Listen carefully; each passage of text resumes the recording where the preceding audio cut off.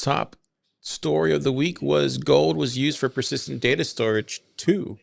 This is from Simple Stacker, September 8th, Bitcoin territory, 32 comments, 11,700 cents. Keyan, what's going on with gold?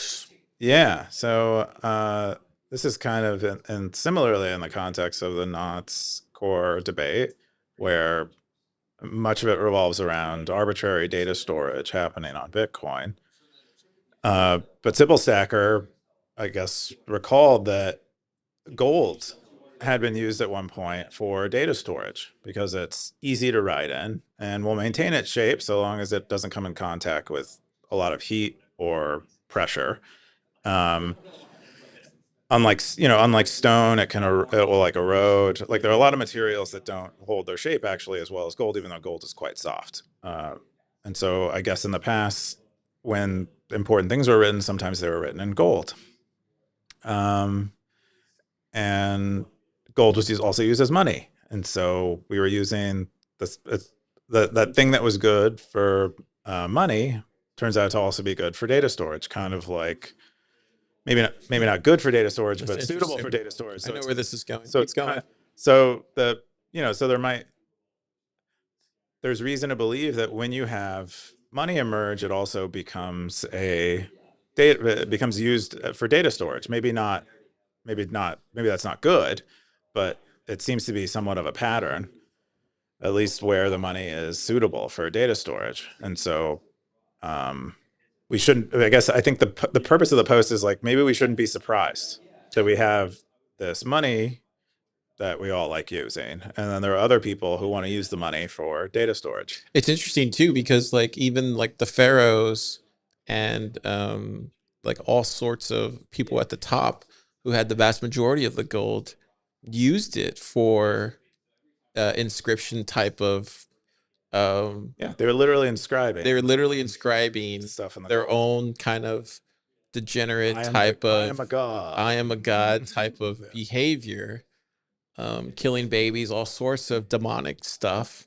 I don't know if they inscribed that on gold, but you know what I'm trying to say. Yeah. But like they were doing that sort of like kind of like demonic type of behavior and attributing it to on what you're talking about, inscribing stuff. Yeah. And then yeah, interesting.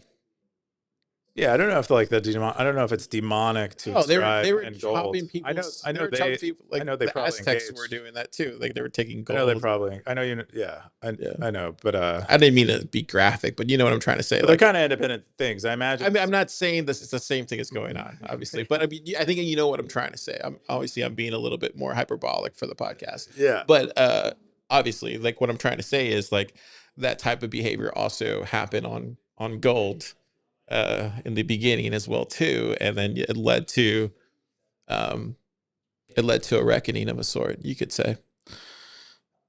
Yeah, I don't know if the reckoning was from them inscribing on gold, but I think I don't know. I mean, because if you look at history, like there was a reckoning at a certain point, because after a while, the poors and the people that were the slaves kind of got tired of them doing that, and they came for their heads.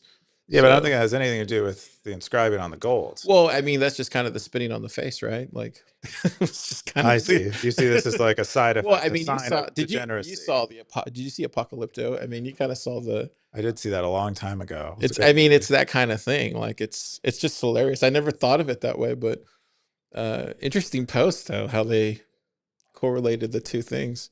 Yeah, interesting. These are called Apadana. It's an Apadana hoard is a specific picture he shows here. Fascinating. It had this inscription on it. I think in like 3 different languages. Sometimes things just take care of themselves. That's why I'm always just like, you know. I think I get it. And interesting. It's from ancient Persia. I guess they used it to store a bunch of coins in it. I think from like across a few generations, and like a few different mintings of coins were inside. And I think it was meant as sort of a time capsule, which it ended up serving as. And it's very legible relative to like most of the rocks that I've seen, the stones that I've seen that are inscribed. This seems like highly readable. Yeah, I think eventually like other other people eventually stole all their gold eventually, and they took it for themselves. So, yeah, this is great. Yeah. It's great stuff, Simple Stacker. Yeah. Very What did cool. what did the top comment say? Kevin said, "How refreshing to see a post related to the debate that isn't completely stupid." Hmm.